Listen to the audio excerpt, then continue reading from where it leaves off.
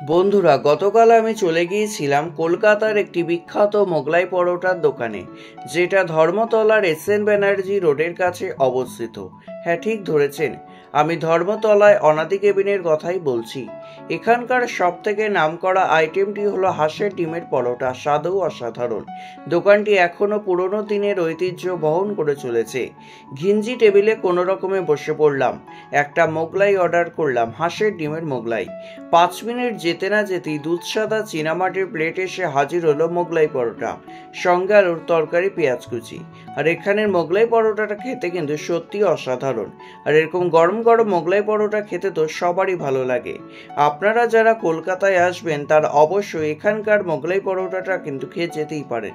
তো ভিডিওটা ভালো লাগলে লাইক, শেয়ার ও কমেন্টস করতে ভুলবে না কিন্তু। আর এরকম আরও অনেক নতুন নতুন খাবারের দোকানের সন্ধান পেতে হলে আমার চ্যানেলকে সাবস্ক্রাইব করে রাখবে।